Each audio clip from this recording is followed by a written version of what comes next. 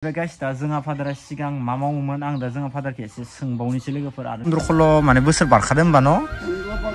15-12 जाखादों न' बाबाया दा सेनेबगासिनो दङ आरोना गाइस मा खालामनो बाखि ओरैनो लोमजानानै लोमजायो जोंखौ दा आरो गामियावसो दखन मा होनो जोंफोरनि फेमिलिखौ जों ओरै गामिफोरावबो माने ओरै लाराय खामायो बायदिसिना बास नोंथांमोना जुदि सापर्ट होबाय थायोबा आंबो थाबैनो सानसे मोजां मानसि जानो हागोन लोगो जोंहा पुरा माने मिडल क्लास फेमिलि आरो गाइस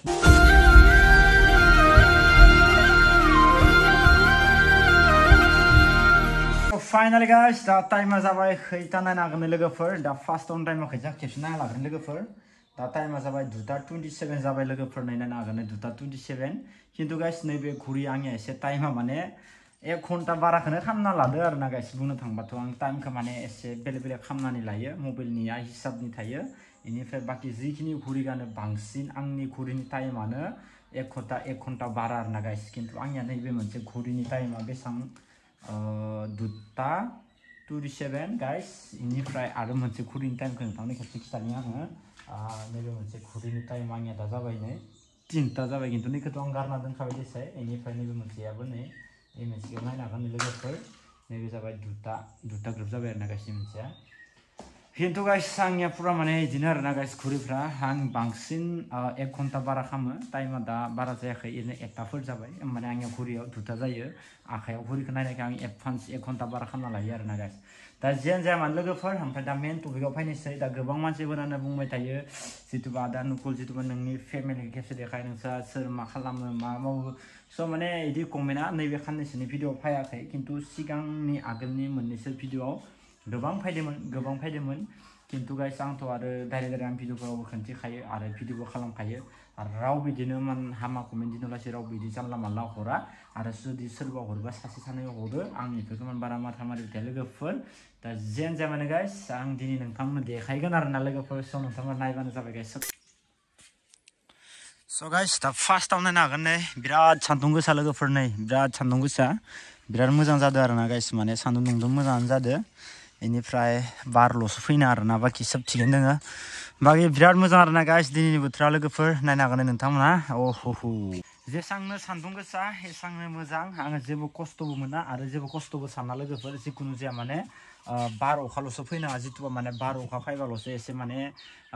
बोरैबा मोनो आरो लोगोफोर बाखि बिदिनो अखा फैनायखौ आङो जेबो साना खिन्थु अखादो बार फैबासो माने एसे बोरैबा नाङो आरोना गाइस थ' बाखि जोंनि न'खरा बिनो लोगोफोर आंथ' नोंथांनो भिडिअ खिन्थिबाय थाखायोनोखा दा आरो माथो खिन्थिबावनो लोगोफोर थ' बेफोरनो आरोना गाइस जोंनि न'खरा ओमफ्राय नै इफोरबायदिनो बेनिफ्राय बाखि गारिया सार्भिसिं जाथारसिगोन रानिंआ 2000 कमप्लिट जाबानो आंनिया सार्भिसिं जागोन दा रानिंआ 2000 कमप्लिट जाथ'वाखै लोगोफोर बेनिफ्राय बाखि इथिंगाय नायनो हागोन नै सेन दङ इथिंगाय एकदम सेन हेबनाय जोंहा फादारा हेबदो जोंहा बाबाया लोगोफोर नायनो हागोन नै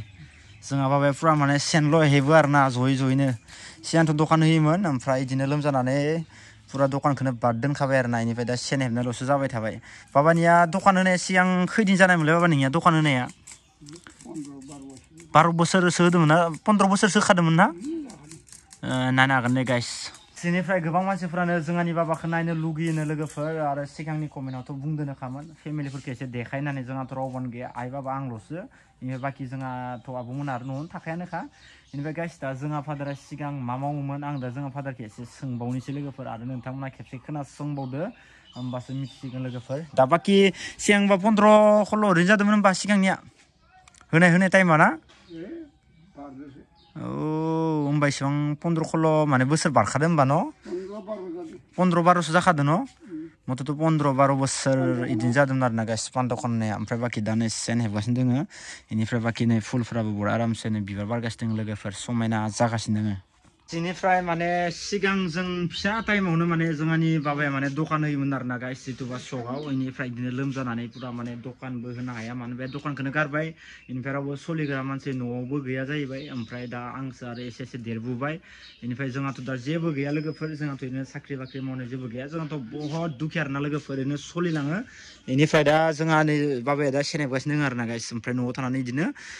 थाथ' खामानिफोरखौ मावलाबायबाय थायो आरोना लोगोफोर दा उपाय गैया मा खालामनो बाखि ओरैनो लोमजायै टाइमावथ' सिगां दखानखौथ' हैबाय थायोमोन थांलाय फैलाय खालामबाय थायोमोन साइकेलजोंनो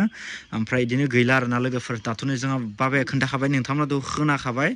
बिदिनो सिगां दखान थांनाय टाइमाव जों बारा देराखैमोन खोमा जांलै ना जों फिसामोन एसे होमबा नायनो हागोन ने गाइस दा भिडिअबो रेकर्ड थाखाबाय लोगोफोरनो आंथ' होखायाखै नोंथांमोना खोनासंखाबाय बाखि जोंहा फाद्रायैनो आरोना गाइस उपाय गैला लोगोफोर बिराद बोरायबाय आरोना बोरायबाय एसे बैसोबो जालांबाय नालाय इदिनो लासै लासै बोरायलांबाय दा इनिफ्राय आरो बाबानि फंबाय सासे दंबावो जोंहानि दादै निजा जोंहा बाबानि बिदा फंबाय सानै दासो निजा जोंहा बिदा फंबाय सानैल'सोमोन दा ना बारामोन जोंहानिया सानैल' खादा बिदा फंबाया ना ओमफ्राय बाखि आबै आबौ दङमोन ओमफ्राय एसे गैला आरोना आदसा मेन घटना बिदिनो आरोना लोगोफोर सोरो आंथ' दादै खानैल'सो बुदारि दोंदोल'सो नंखाया होमबा बिदा फंबाया नों गोदोर जाहैबाय ओमफ्राय बुदारि आरो माबा जाहैबाय एन्थ' दादै जाहैबायना जोङो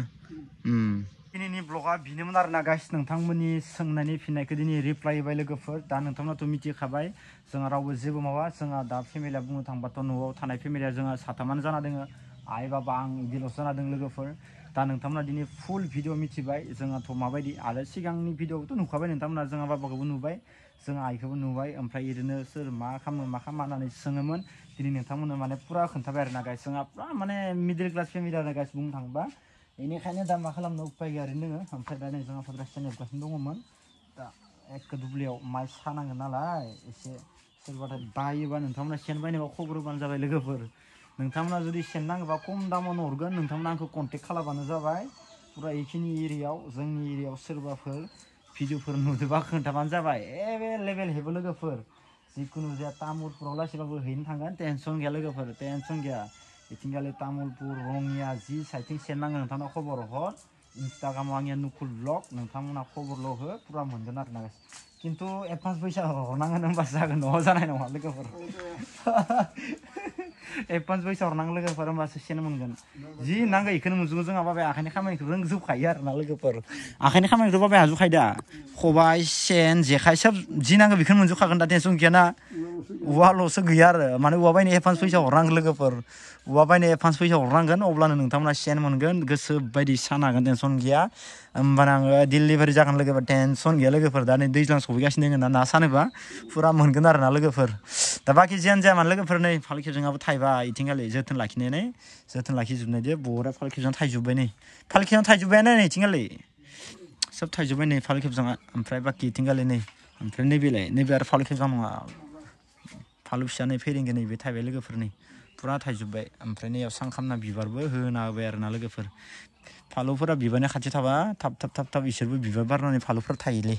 ओंखायनो खाथियाव होनांगौ बेफोरखौ नायनो हागोन गाइस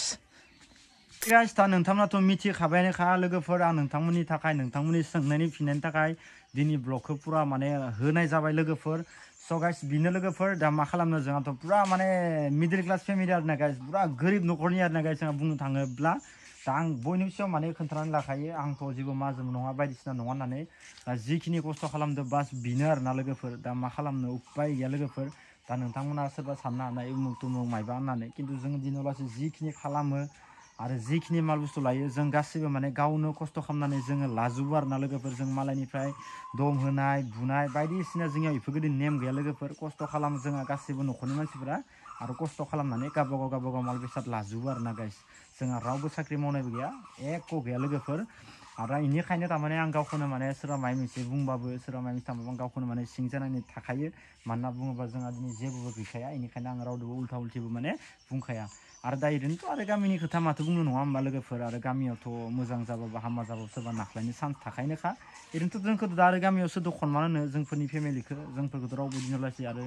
मा खनमान होनो लोगोफोर रावबो खनमानखौनो होखाया हायोबाथ' आरो गाख्लायनोसो सेस्था खालामगोन गोजौआव थांनो नागिरबाबो दा ओरैनोथ' सिरि सिरि खोमायाव खोनाबाय थायो आरोना गाइस माने लाराय खामानाय ओरै थोरै गामिफोरावबो माने ओरै थोरै लाराय खामायो बायदिसिना माने मोजां खामानि मावाबा हामा इ टाइपनि माने लाराय खामायो आरोना लोगोफोर बेफोरखौथ' खोनाबायानो थायो होमबाबो आं जेबो साना लोगोफोर बास नोंथांमोना जुदि सापर्ट होबाय थायोबा आंबो थाबैनो सानसे मोजां मानसि जानो हागोन लोगोफोर नोंथांमोना दिनै जेरैबायदि सापर्ट होदो थ' बिदि गोदोनो सापर्ट होबाय थाबानो जाबाय आरो जाय चेनेलखौ साबसक्राइब खालामाखै खालामबानो जाबाय Nukul blog चेनेलखौ 100K subscribe complete खालामना होथार लोगोफोर फुरा केक हानांगौ लोगोफोर न'आवनो हागोन केकखौ लोगोफोर